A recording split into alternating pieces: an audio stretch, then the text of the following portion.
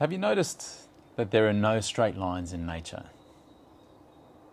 Well, life doesn't operate in straight lines either. Now, you might imagine as you launch yourselves into the world that achieving your dreams might be as simple as going from point A to point B, a nice straight line. But life doesn't operate in straight lines. It tends to look a bit more like a roller coaster. And on this ride, life will take you to places that you might not really want to go yourself. Now, these detours might come in the form of a significant event, maybe an accident or illness, maybe loss, maybe you screw up really badly, or maybe you just don't seem to fit in with the expectations of those around you. Whatever form it takes, it often involves trauma and it always involves pain. Now, no one asks for that, but it's something that everyone at some point will have to face. No one gets through life unscathed. We all have our scars.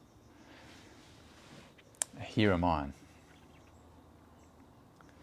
All my life I wanted to become a safari guide in Africa. I dreamt of living and working in remote and beautiful places, teeming with wildlife.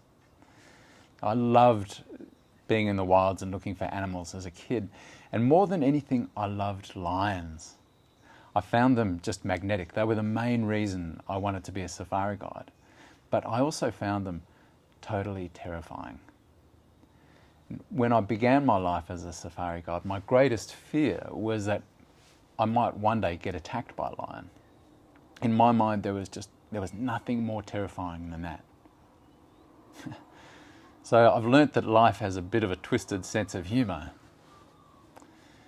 When I was 25 and living and working in a beautiful, wild, remote corner of Botswana, teeming with wildlife, I got attacked by a lion.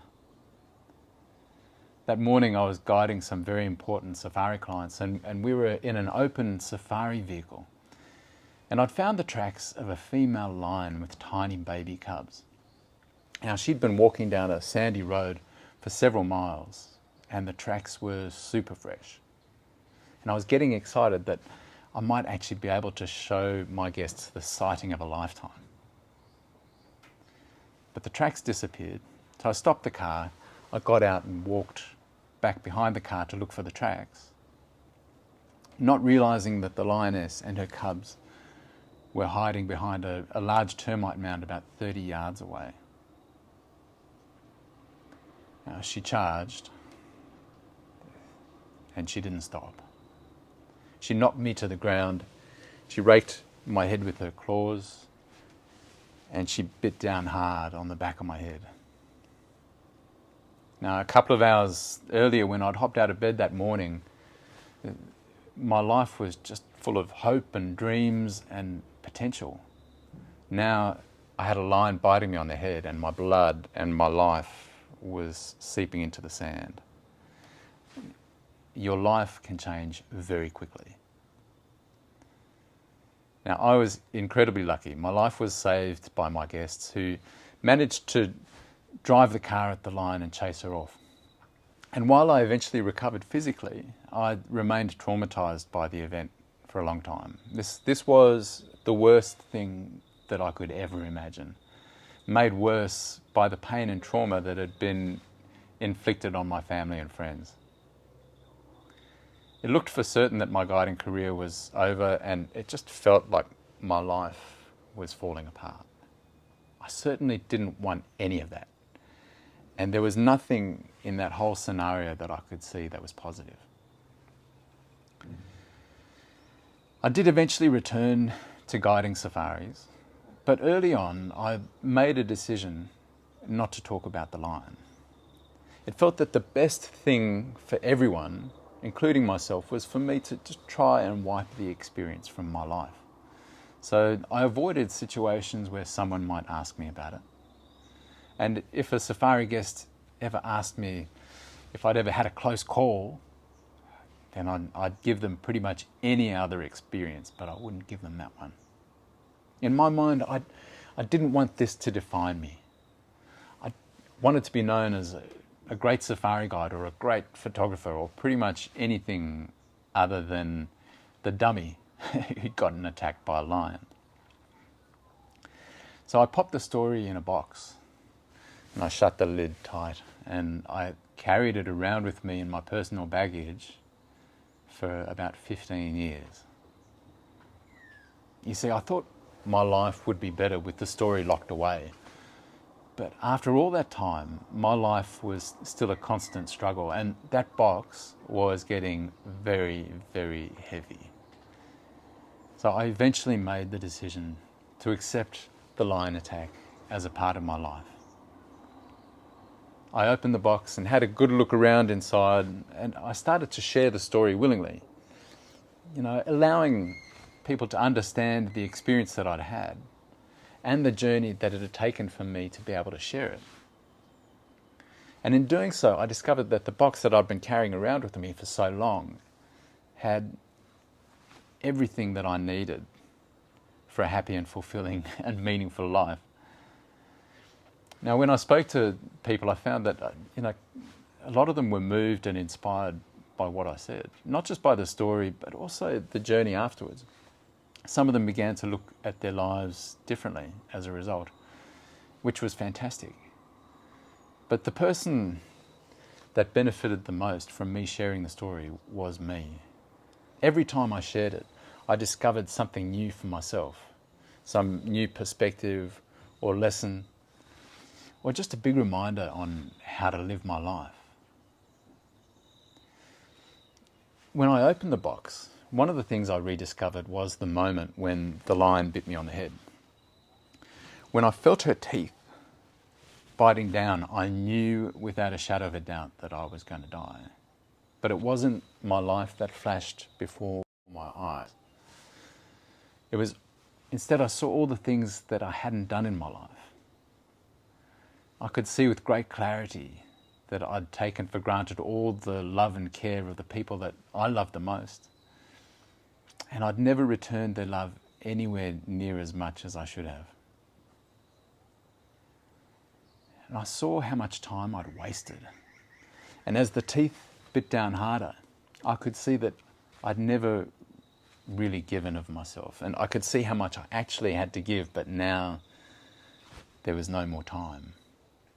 It was a moment of just indescribable pain and regret. But it was also the most fundamentally powerful and motivating moment of my life. And that moment had all but disappeared when the story was sitting in a box. But it was probably the first thing that came leaping out after it had been opened. And this moment is now at the forefront of my mind when I make plans and decisions around my life. It reminds me that I need to keep focus on what's really important. And I need to share my gifts. I need to let people see me, and I need to not waste any more time. That moment was just pure gold. But I never would have gone there willingly. Life, however, had other plans.